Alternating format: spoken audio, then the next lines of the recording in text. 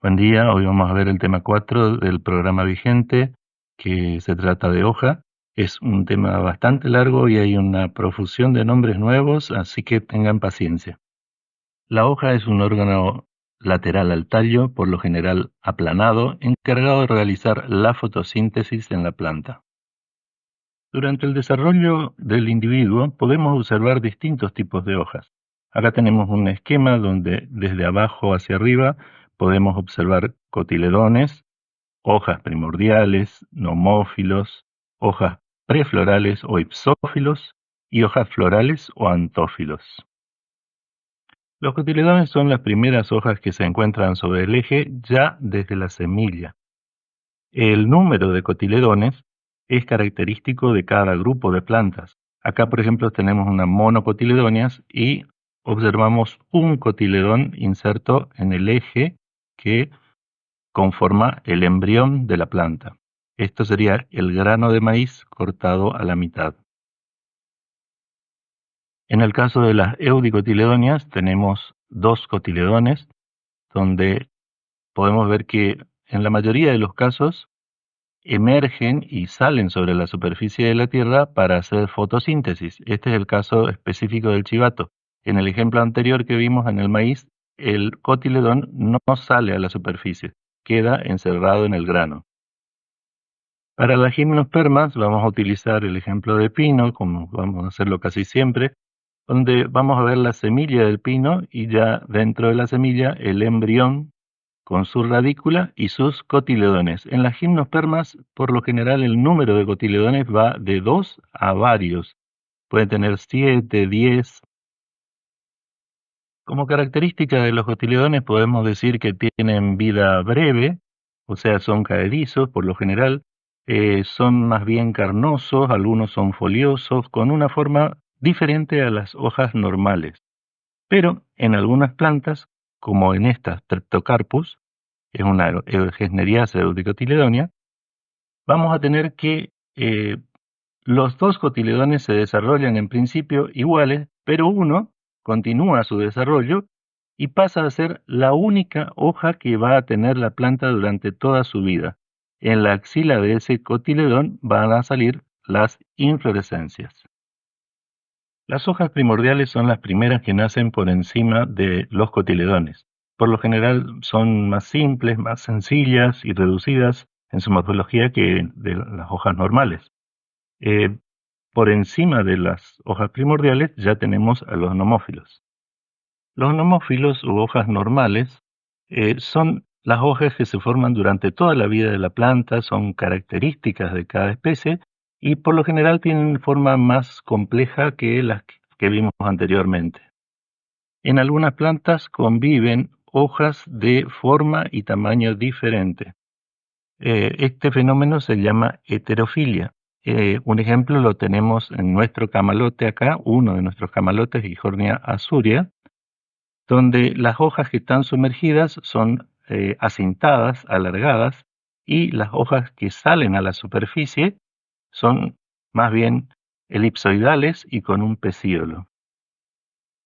Los prófilos o prófilos son las primeras hojas sobre un eje lateral. Acá les puse estos dos esquemitas para que recuerden de la clase pasada, que sobre el tallo teníamos en cada nudo una hoja, que sería la hoja tectriz, y la yema axilar. Eso en un corte a esta altura lo veíamos como el tallo, la hoja tectriz, y en el medio la yema axilar. Los profilos son dorsales en las monocotiledóneas y se sueldan, o sea, quedarían entre el eje, el tallo, y la yema axilar. En el caso de las eudicotiledóneas también son dos, pero no se sueldan y son laterales, o sea, quedan a los lados de la yema axilar. Más arriba en ese eje, después se formarán nomófilos o antófilos. Hojas preflorales. Esto aparece en las hojas preflorales cuando la planta va a pasar a su estado reproductivo. O sea, primero aparecen estas brácteas o ipsófilos, que por lo general son bastante llamativas, en algunos casos se confunden con las verdaderas flores, por ejemplo, en Estrella Federal, Euphorbia pulcherrima, lo que más llama la atención son esas brácteas de color rojo. Las flores son muy pequeñas. Lo mismo pasa en la Santa Rita, donde lo más llamativo son las brácteas de distintos colores, en este caso un color lila, donde podemos ver las flores pequeñas sobre esa bráctea. Por último tenemos las hojas florales o antófilos, que son las hojas más modificadas y constituyen las partes de la flor. Vamos a tener dos teorías sobre flor, o sea que vamos a hablar mucho sobre ellas. Vamos a ver las partes típicas de una hoja de Eudicotiledonea. Vamos a comenzar con la lámina, que es la porción extendida, aplanada de la hoja, donde se produce mayormente la fotosíntesis. La lámina tiene dos caras, una cara superior o adaxial, también llamada haz, y una cara inferior, la que no se ve, que está por debajo, que es la cara abaxial o en vez. También tenemos un pecíolo, que es lo que une la lámina con el tallo, que es cilíndrico, estrecho. Tenemos una base foliar, que es la que hace contacto con el tallo. En algunos casos se la puede ver un poco ensanchada. Y por último, tenemos las estípulas, que son apéndices laminares a cada lado de la base foliar.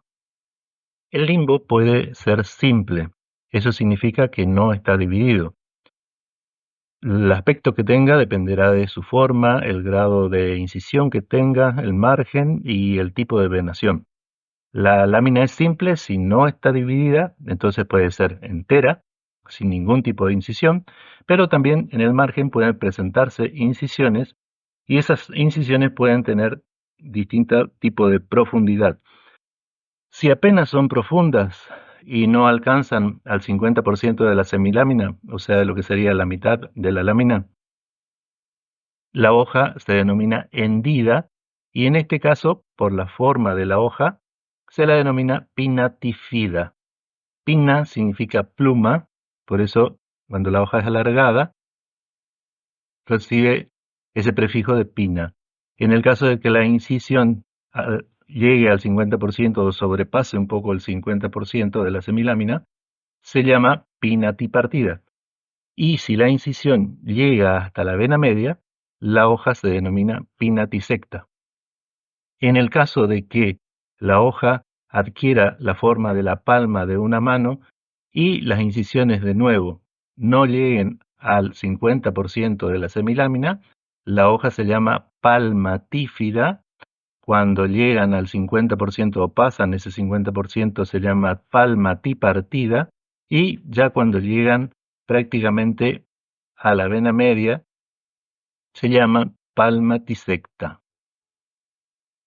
Bien, siguiendo con la organización de la hoja, vamos a ver que podemos tener dos tipos de hojas. Ya mencionamos la hoja simple. Siempre tenemos que reconocer dónde está la yema axilar para saber dónde comienza la hoja, porque podemos tener una hoja dividida en partes y siempre tenemos que ubicar dónde está la yema axilar para saber dónde comienza la hoja con su base foliar, a continuación el pecíolo y después la lámina. Ahora, como habíamos visto, esa lámina puede ser entera, esta con incisiones, o puede ser dividida en porciones articuladas y se llama hoja compuesta. En la hoja compuesta entonces tenemos porciones, divisiones, llamadas folíolos. En este caso tenemos 3 folíolos, en este caso tenemos 2 folíolos y en este caso tenemos un solo folíolo. Esos folíolos pueden tener un pequeño pecíolo llamado peciolulo o ese peciolulo puede faltar, puede estar ausente y entonces el folíolo es sentado sesi. ¿Cómo yo reconozco una hoja unifoliolada y no digo que este citrus tiene una hoja simple? Porque acá en la unión con el pecíolo existe una articulación. ¿Eso qué significa? Que yo puedo desprender este folíolo fácilmente desde el pecíolo, haciendo un poquito de fuerza, se va a partir acá. lo cual no va a pasar nunca con una hoja simple. ¿Por qué? Porque acá hay una articulación. Entonces, esta hoja se denomina unifoliolada. Esta hoja, al tener 2 folíolos, es bifoliolada, y esta, al tener 3 folíolos, es trifoliolada. Estos folíolos pueden estar dispuestos a lo largo de un eje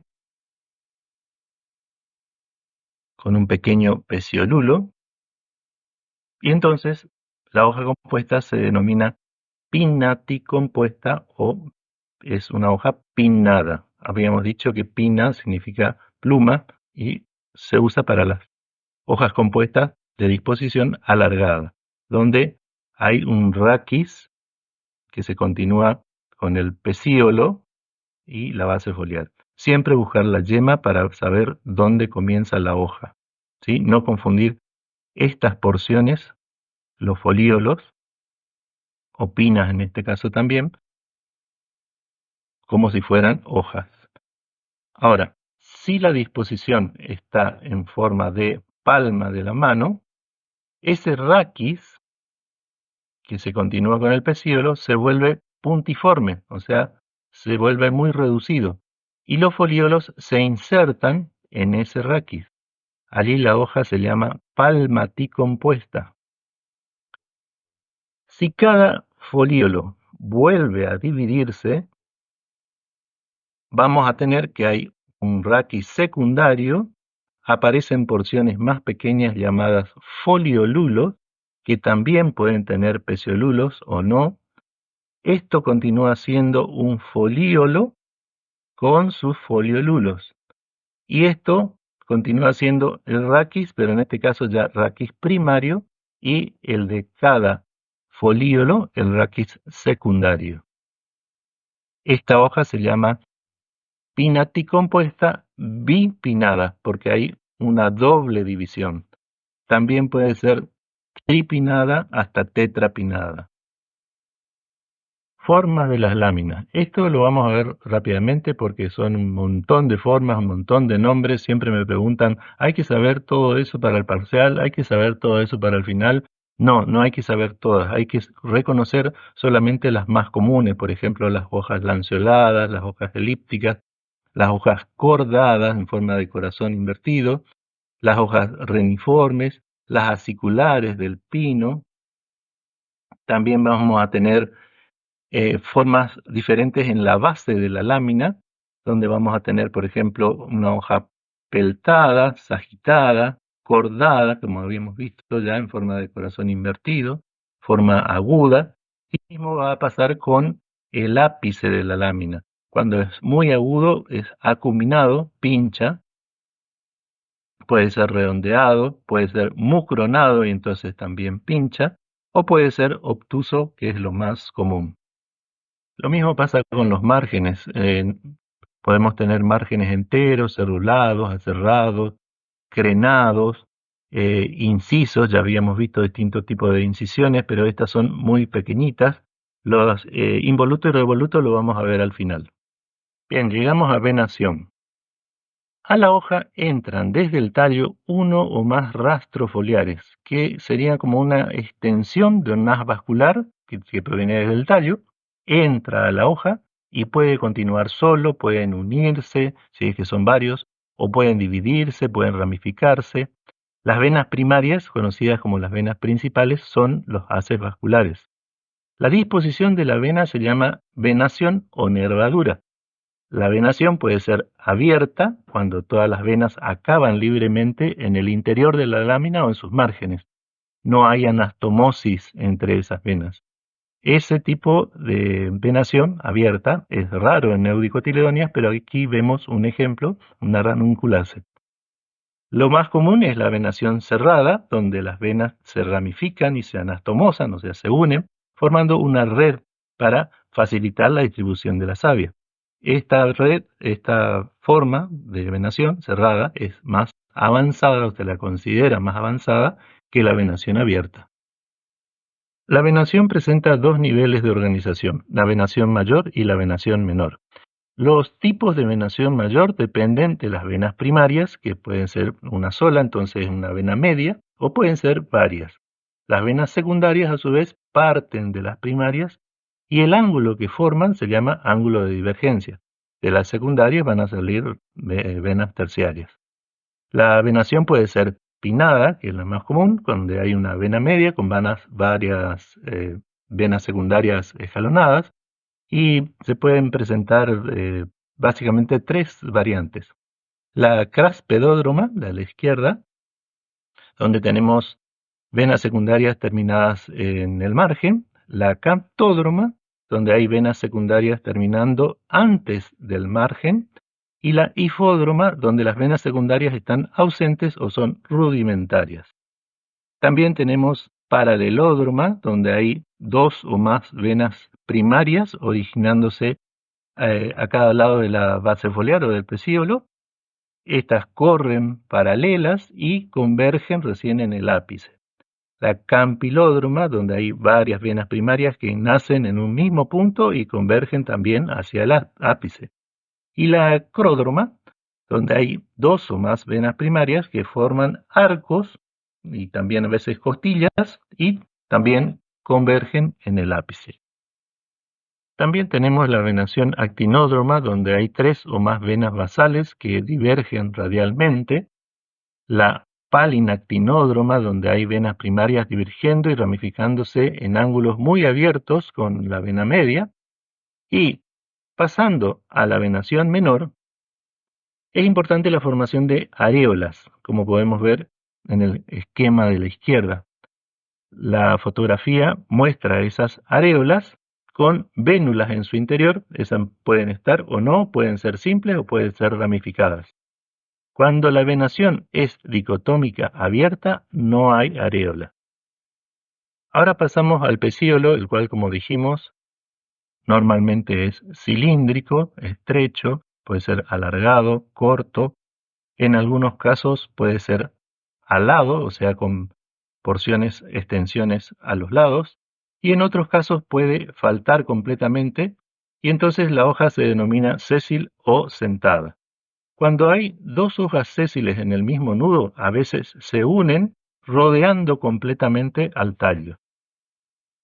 El pecíolo del irupé es cilíndrico, se puede ver acá, es sumergido, se inserta justo en el centro de la lámina, por lo tanto la lámina es peltada.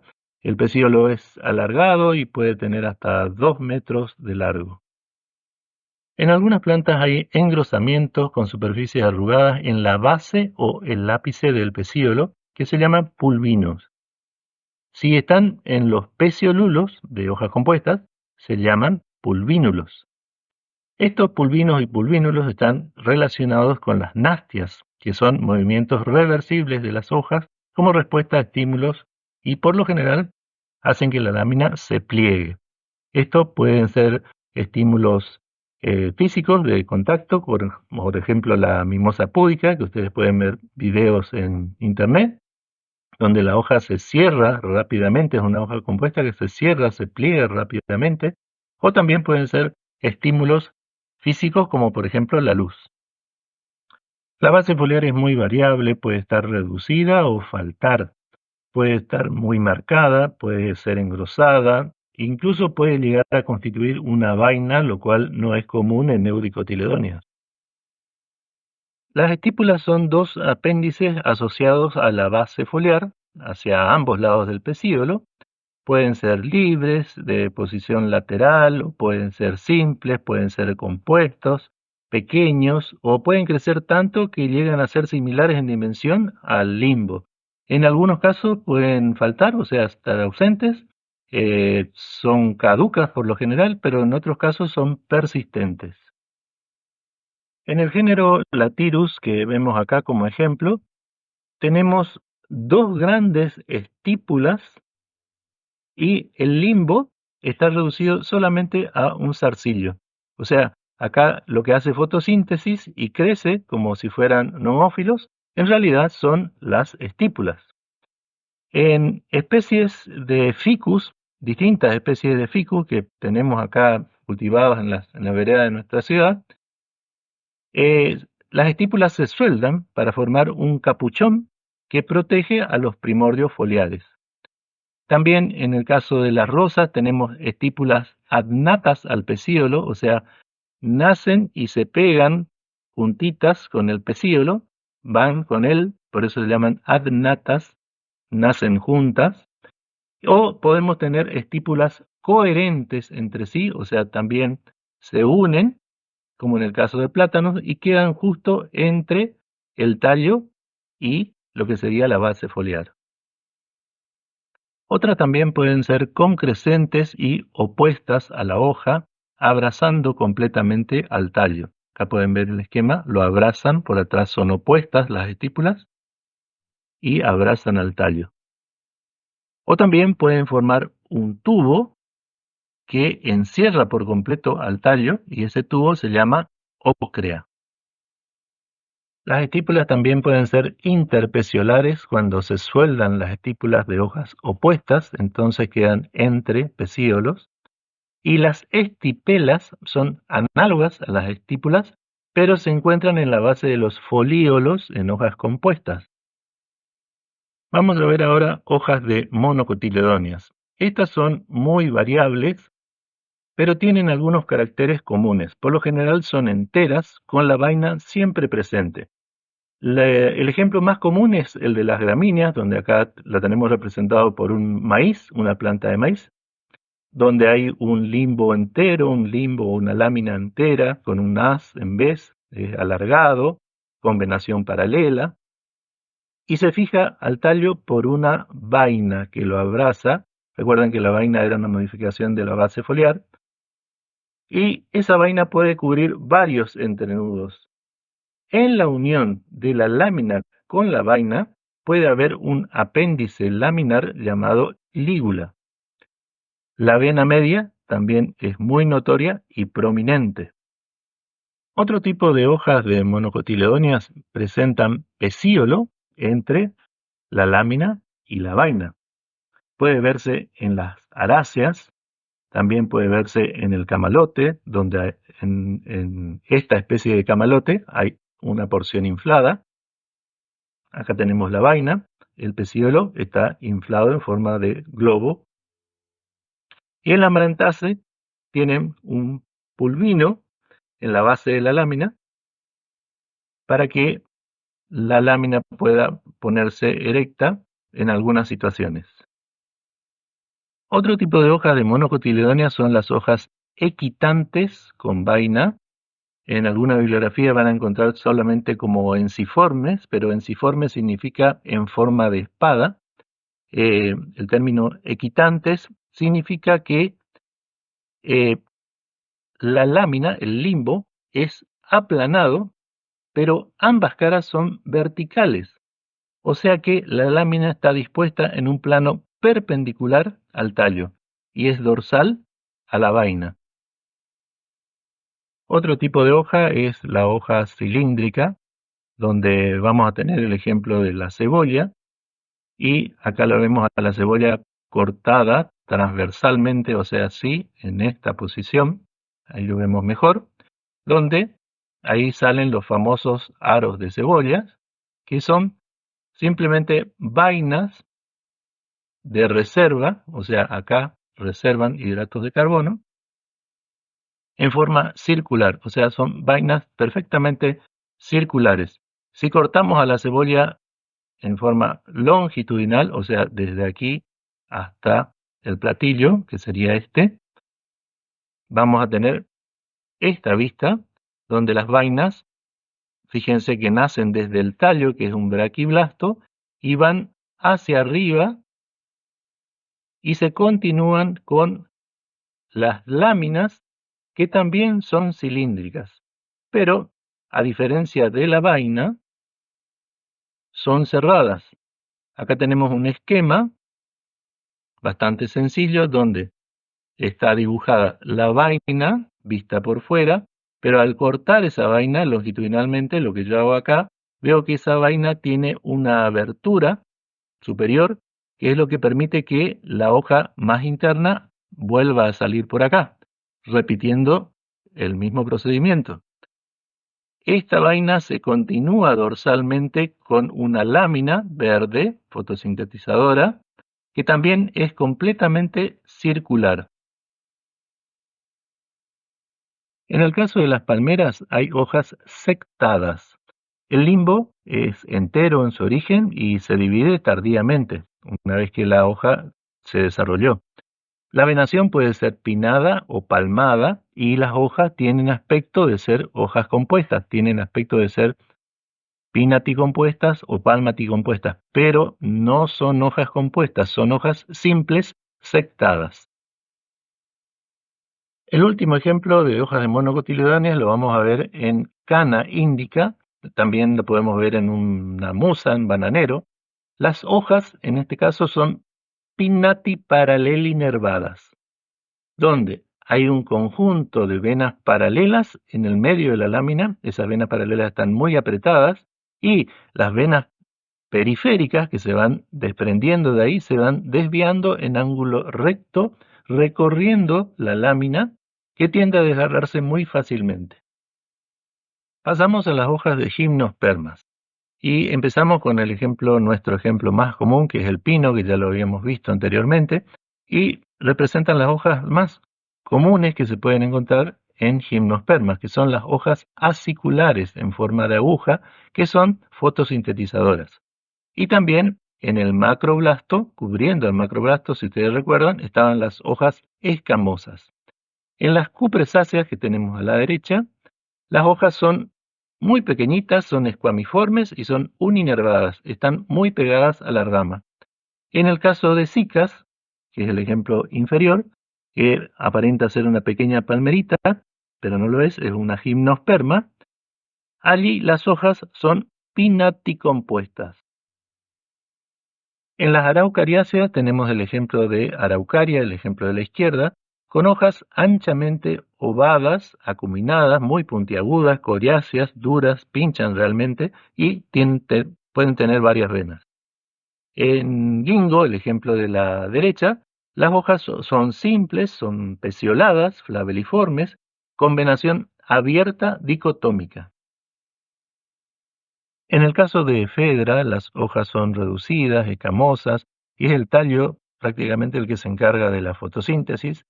Y a la derecha tenemos el ejemplo de Netum, un género con hojas pecioladas y muy similares a las eudicotiledóneas.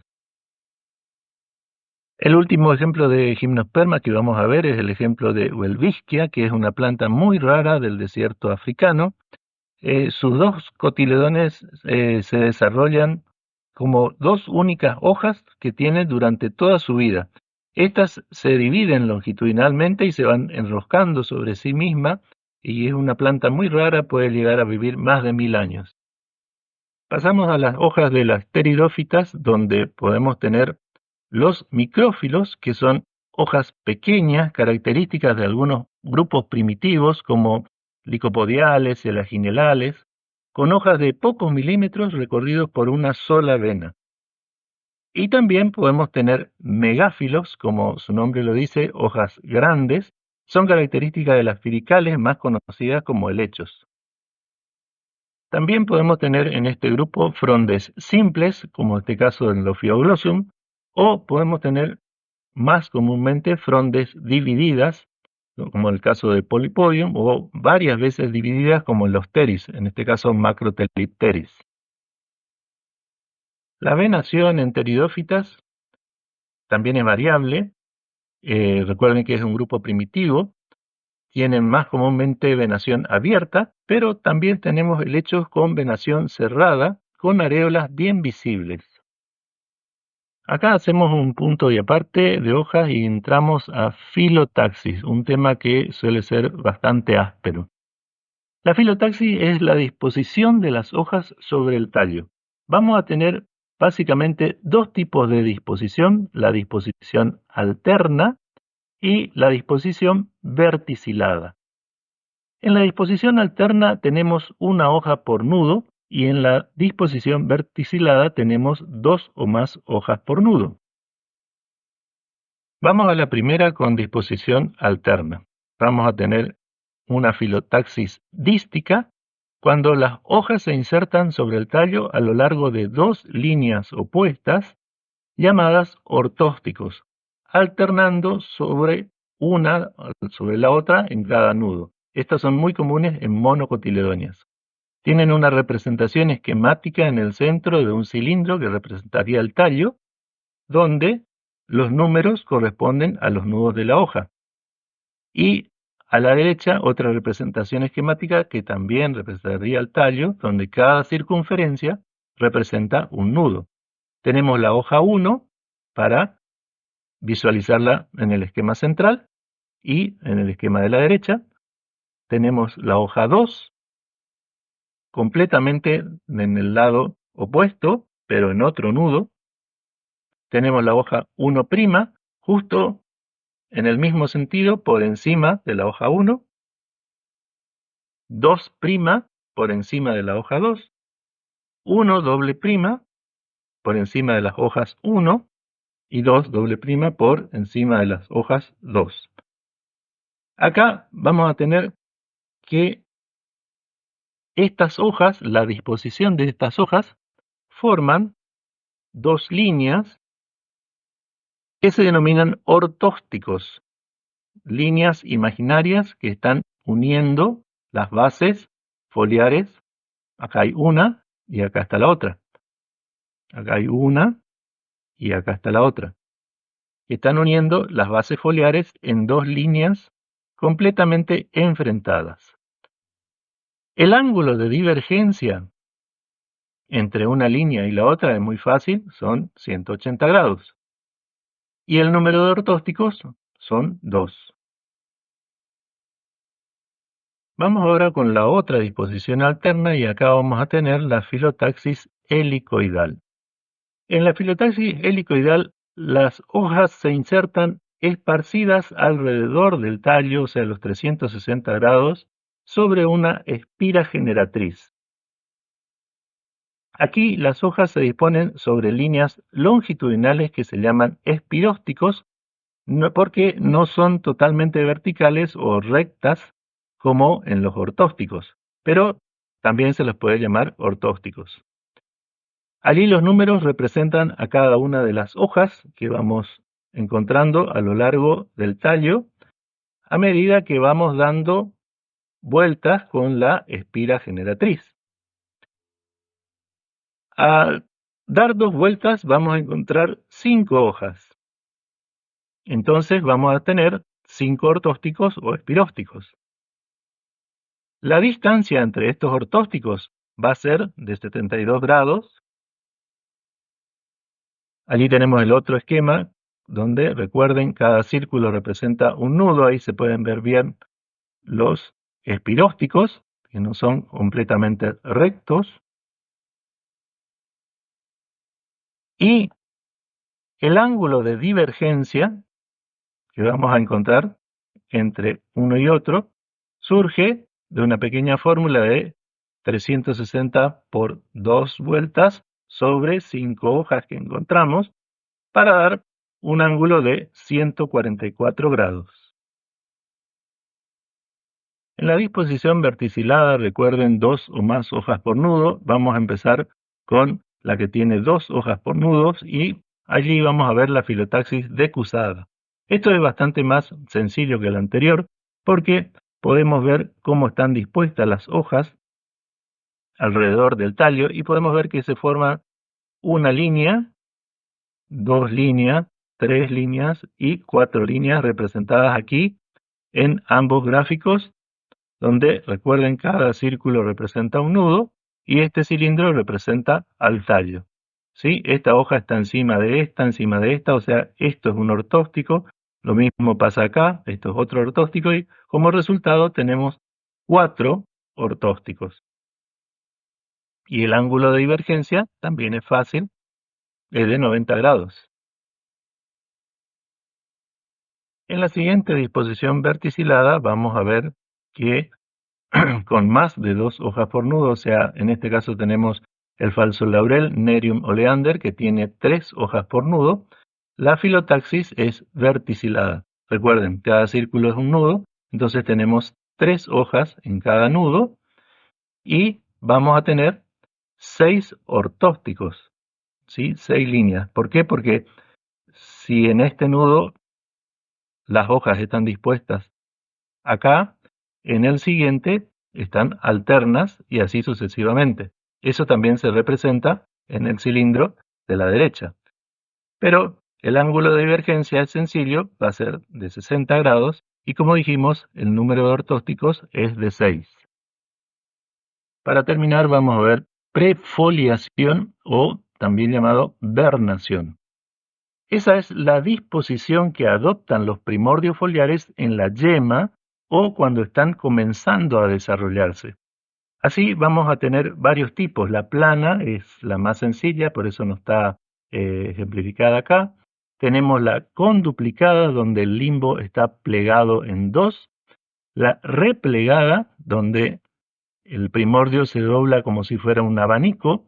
La convoluta, el primordio está enrollado, pero paralelo a la vena media. Tenemos el ejemplo de Axonopus ahí al lado. Tenemos también que la hoja puede ser involuta cuando los márgenes están arrollados hacia el haz, o revoluta cuando los márgenes están arrollados hacia el envés. La disposición circinada o prefoliación circinada es característica de las pteridófitas. Fíjense que parece una espiral, porque vemos que se enrolla sobre sí mismo desde el ápice hacia la base, y así se va desplegando. La doblada es más sencilla que la anterior, también es similar, el ápice se dobla hacia la base.